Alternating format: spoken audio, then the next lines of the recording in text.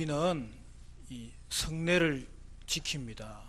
성례는 예수님이 친히 제정해 주신 세례와 성찬을 말하는 거예요. 오늘 우리는 성례주일을 맞이하여 우리의 죄를 사하시려고 십자가를 지신 예수님의 은혜를 생각하는 가운데 여러분의 심령에, 여러분 가정에, 여러분 일터에 하나님의 놀라운 평강과 은혜가 충만하게 임하시기를 간절히 축원합니다.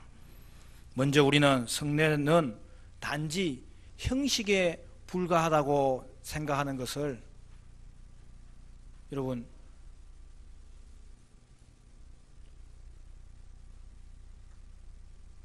그렇게 단순하게 접근하는 걸 우리는 삼가야 되는 거예요. 성례는 여러분의 믿음을 강화시키는데 도움이 되는 거예요.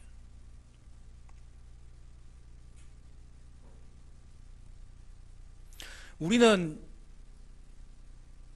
믿음이 들쑥날쑥해요. 제가 오늘 아침에 교회에 있으면서 바깥에 나가보지를 못했는데 오늘 비가 와요? 네. 비가 오면 우리 교회도 보면 한 5% 정도는 빠져요. 이 날씨의 영향도 받고요. 또 혹시 아침에 오다가 싸우신 분 있어요? 그러면 예배 드리기가 쉽지 않은 거예요. 저는 솔직하게 고백합니다. 오늘 안 싸우고 왔습니다. 그 목사님도 싸울 때가 있습니까? 아니, 싸울 때가 있죠. 그것도 주일 아침에 대판할 때도 있어요. 우리 두 사람 문제 같으면 싸울 하나도 없어요. 그런데 교회 이야기 하다 보면 또 자녀들 이야기 하다 보면 그런 일이 생기기도 하는데, 더 중요한 것은 우리의 믿음이 연약해질 때도 있다는 것과 그 연약해진 믿음을 붙잡아 주시는 그런 은혜의 통로가 있다는 거예요. 그 중에 하나가 성례식이에요. 우리에게는 버팀목이 필요해요. 그래서 말씀을 확실히 믿도록 도와주는 역할을 하는 게 뭐냐 하면 성례식이에요. 우리는 1년에 2번 성례식을 행합니다만 조금 더 준비가 되면 1년에 한 4번 정도 하면 좋겠어요.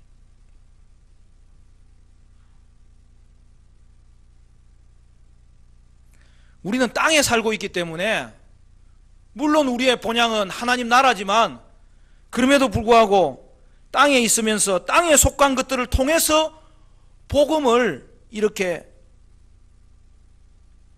보는 것, 이 보는 것 이것도 필요한 거예요. 여러분 그것이 바로 성례식이에요.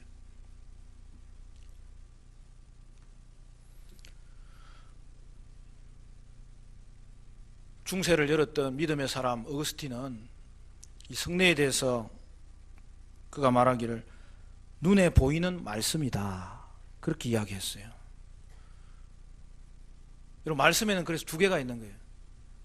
눈으로 보는 말씀이 있고 귀로 듣는 말씀이 있는 거예요. 눈으로 보는 말씀이 성례식이라는 거예요. 그러면 여러분 귀로 듣는 말씀은 뭐예요? 설교잖아요. 우리가 주일에 나와서 예배를 드릴 때에 하나님의 말씀을 귀로 들을 수 있기 때문에 그 말씀이 우리의 믿음이 생기도록 하고 또 믿음이 자라도록 하고 또 믿음이 새로워지도록 하는 거예요. 하나님의 말씀이 들려지면 믿음이 생기는 놀라운 일이 벌어져요. 근데 더 나아가서 뭐예요? 믿음이 생긴 자에게 그 믿음이 계속 강해지는 일들이 하나님 말씀을 들을 때 생기는 거예요. 그래서 마르틴 루터 목사님은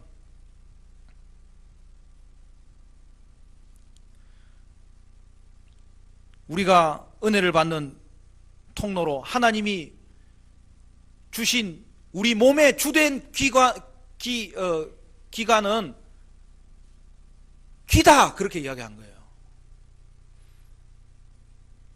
요즘 얼마나 눈에 보이는 게 많습니까?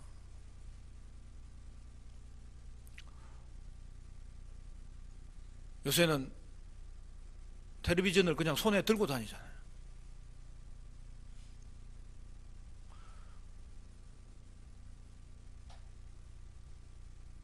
저는 이 텔레비전이 나오면서 라디오가 없어질 줄 알았어요. 라디오가. 근데 라디오가 안 없어집니다. 귀로 듣는 것이 독특한 그 우리에게 주는 그 유익이 있거든요. 그럼 말씀을 대하는 태도는 뭐냐? 사실은 하나님이 우리에게 은혜 주시는 통로로 주된 우리의 몸의 기관은 귀예요. 말씀은 들어야 돼요. 우리가 주일학교도 그렇고 우리 교회도 그렇고 프로젝트 이렇게 띄우지만 이거는 예배에 도움을 받기 위한 것이지 말씀 듣는 것을 대체하면 절대로 안 돼요. 목사님 그래도 보면은 귀로도 듣고 눈으로도 보는 것 아닙니까? 근데 희한해요. 눈에 보는 것이 귀로 듣는 걸 방해하는 경우도 많아요.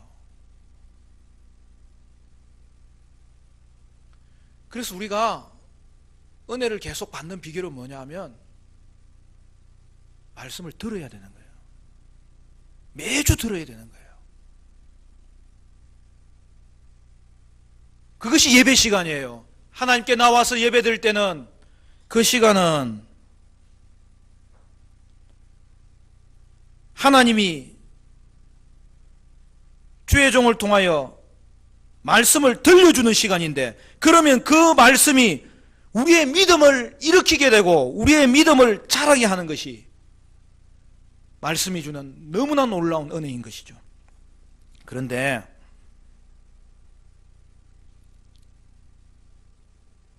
하나님은 때로는 눈으로 보는 것도 필요한 것을 아세요. 그것이 바로 하나님이 교회에게 눈에 보이는 말씀으로 주신 성례인 것이죠. 그래서 세례에는 물을 사용하고 성찬에는 떡과 포도주를 사용하시므로 하나님의 약속을 마치 그림을 보는 것처럼 우리 눈앞에 보여주는 거예요. 그러므로 성도 여러분, 성례는 주님께서 우리의 믿음을 자라게 해주시려고 친히 제정해 주신 은혜의 중요한 수단이 되는 것입니다. 그런데 우리가 주의할 것은 성례의 도구 자체가 신비한 힘이 있지 않다는 것을 알아야 됩니다. 성례가 효과적인 은혜의 수단이 되기 위해서는 성례는 말씀과 성령이 함께 가야 되는 거예요. 말씀을 통하여 성례가 상징하는 것을 이해해야 우리에게 은혜가 되는 거예요.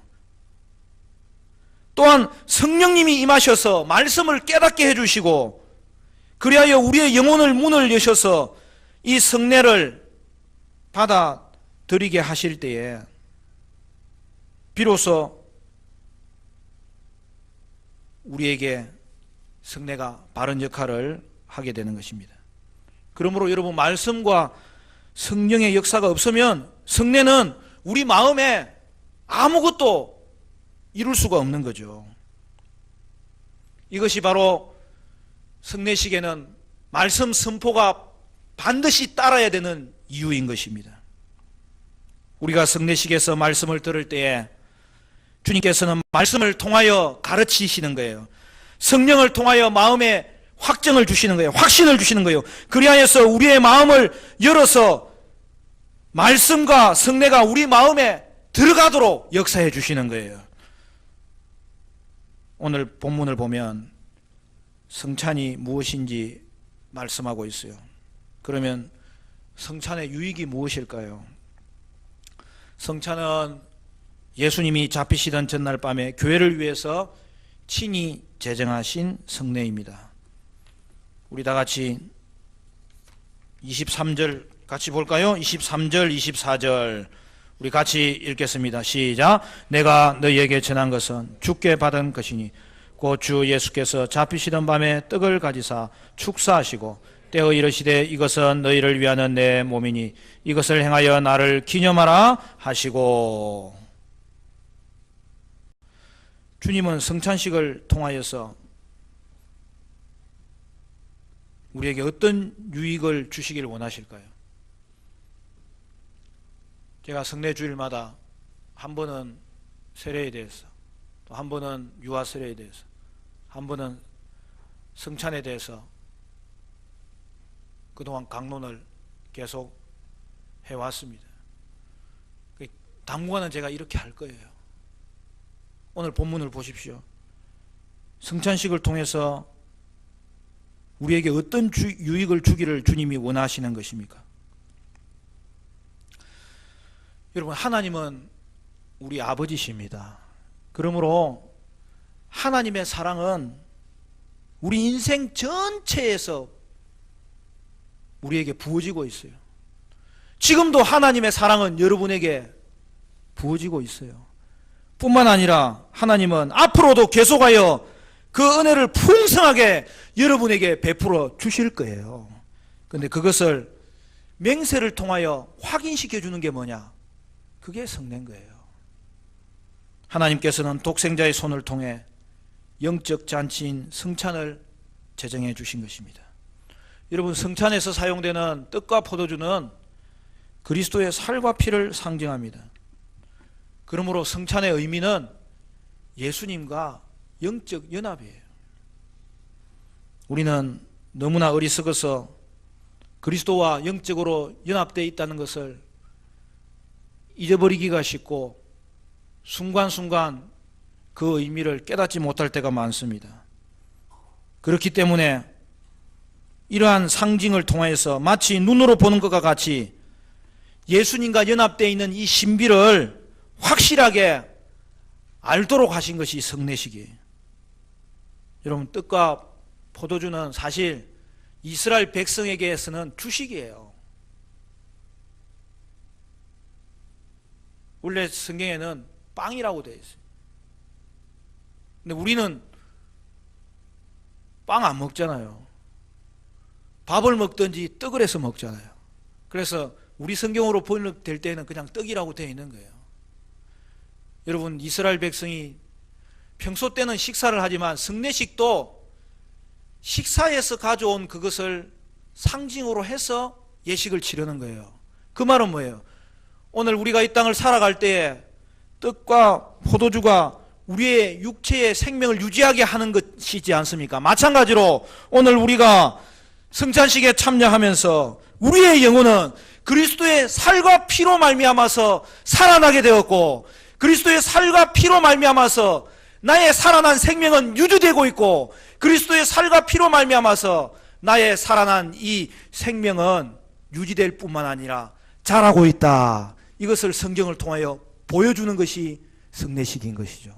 그러므로 저와 여러분은 이 성례식을 행할 때마다, 성찬식을 행할 때마다 예수님의 살과 피로 말미암아 나는 죽지 않고 살게 되었구나, 그로 말미암아 나는 이제 예수님과 연합되었구나, 이것을 고백하는 거예요. 여러분, 예수님과 영적으로 연합되어 있다는 것을 깨달으면 모든 게 끝나는 거예요. 왜 그래요? 예수님과 연합되어 있으면 우리는 결코 떨어질 수가 없어요. 예수님과 연합되어 있으면 예수의 생명이 나의 것이 되는 거예요. 예수님과 연합되어 있으면 이 땅을 살아갈 때 주와 동행할 뿐만 아니라 천국에 가기까지 우리의 믿음은 결코 떨어지지 않는다는 것을 확신할 수 있는 거예요. 예수님과 연합되어 있으면 내게 다가오는 모든 사망과 모든 저주가 나와 상관이 없는, 나를 얼매게 만드는 영원한 정죄들은 떠나갔다는 것을 우리는 분명히 확신할 수 있는 거예요. 오늘 이 성찬식을 통하여서 저와 여러분은 예수님과 연합되어 있는 우리 자신을 확인하고 그로 인하여서 여러분의 믿음이 강해지는 은혜가 있게 되시기를 간절히 축원합니다. 그러므로 여러분, 성찬은 영적인 양식인 거죠. 이것 때문에 내가 살았고 지금도 살고 있고 나는 이것 때문에 계속 강건하게 살게 될 것이다.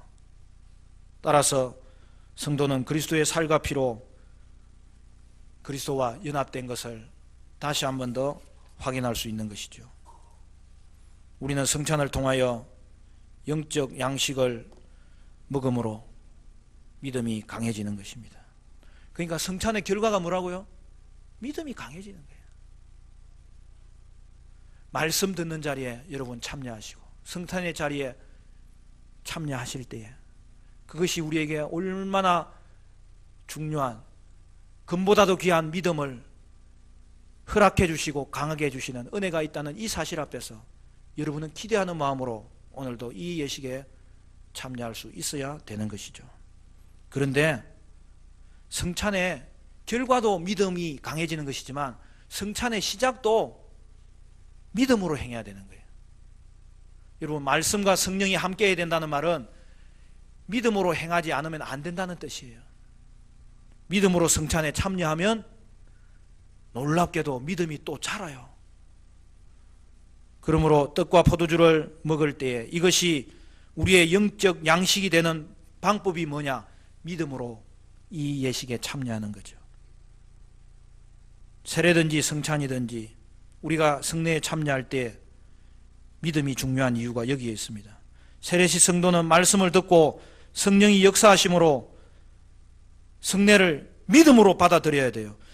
세례에서 물이 무엇을 상징하는지 그 의미를 알고 믿음으로 받아들일 때 성도에게는 큰 유익이 있어요. 마찬가지로 오늘 성찬에서도 떡과 포도주가 무엇을 상징하는 것인지 그것을 말씀을 통하여 알고 믿음으로 받아들일 때 성도에게는 떡과 포도주가 단순한 육의 양식이 아니라 영혼의 양식이 되는 거예요. 그 은혜가 있게 되시기를 주님의 이름으로 축원합니다. 물론 예수님은 지금 승천하셔서 예수님의 몸이 이 땅에 계시지는 않아요. 그렇죠? 그러나 여러분 성경을 보면 예수님은 성찬 가운데 임재하신다고 되어 있어요. 여러분 어떻게 그것이 이루어지는 겁니까? 예수님은 지금 그의 몸이 승천하셔서 하늘에서 통치하고 계신데 이 성례식에 예수님이 어떻게 임재해 계시는 것입니까? 고린도전서 10장 16절 우리가 축복하는 바 축복의 자는 그리스도의 피에 참여함이 아니며 우리가 떼는 떡은 그리스도의 몸에 참여함이 아니냐. 여러분 여기서 참여한다는 말은 함께 한다는 뜻이에요. 우리가 성찬식에서 떡과 잔을 나눌 때에 우리는 그리스도의 몸과 피에 영적으로 참여하는 거예요. 이것은 다른 말로 이야기하면 예수님께서 성찬식 가운데 영적으로 임재하신다는 거예요. 여러분 천주교는 이걸 잘못 가르쳐가지고 떡과 포도주가 실제로 그리스도의 몸과 피로 변한다고 이야기해요. 그걸 화채설이라고 하는데 그것은 거짓 가르침이죠.